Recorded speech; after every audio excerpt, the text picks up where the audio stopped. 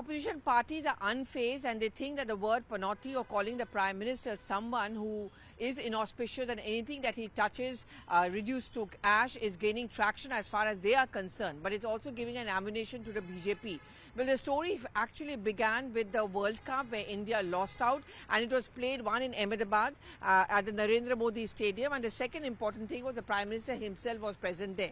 As pictures of the Prime Minister entering the dressing room came out where he met up with the Indian cricket team, the reaction started coming in from the opposition parties. Of course, the lead was taken by the Congress party, but it was something which was pitched forward by Rahul Gandhi no less, where during a rally he used the word Panauti for the Prime Minister, saying, and this is something which the crowd also cheered along, and he said that if those Indian cricket team players had gone somewhere else, if they had to meet the Prime Minister, if they hadn't, then perhaps the result would have been very different.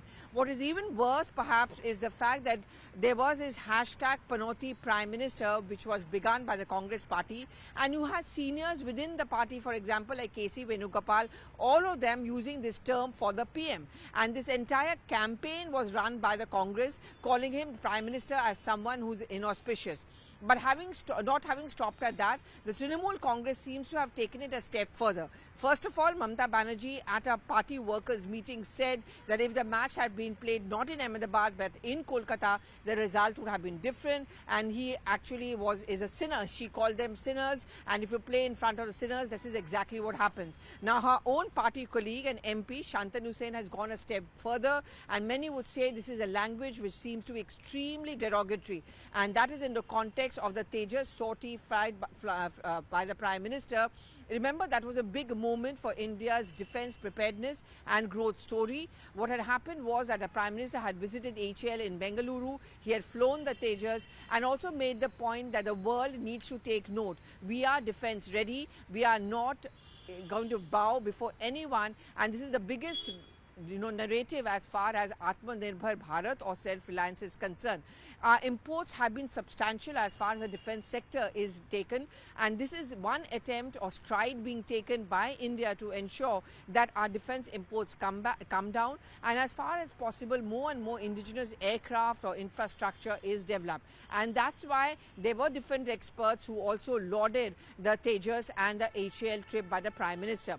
But it didn't stop there. As far as opposition parties are concerned, and I'm talking about Shantanu Hussain's comment, he said that, look at the way the Prime Minister is taking credit for everything, and everything that has gone wrong because of the Prime Minister's involvement in it. Tomorrow, if the Tejas crashes, then the Prime Minister must also be held accountable. Now, this is a comment which many are saying is absolutely in poor taste. You may disagree with the PM, with the BJP, because obviously you have your political differences, but to wish Tejas ill is something which cannot be accepted. Indians by nature always look for an auspicious day. We are superstitious in many respects. So we look for a good day to launch our important events or projects. But that cannot be seen in sync with the entire idea of Panauti. And this comment by Shantanu Hussain certainly is going to give and already has given a huge handle to the BJP to attack the opposition parties, saying that so much is the hatred for the Prime Minister that they don't even stop or draw the line anywhere.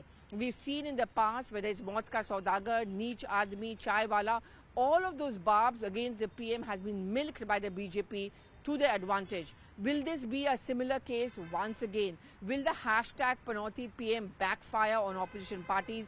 And will the Trinamool Congress's MP's comment on the Tejas issue make the narrative even more derogatory? And will it backfire on the opposition parties as well?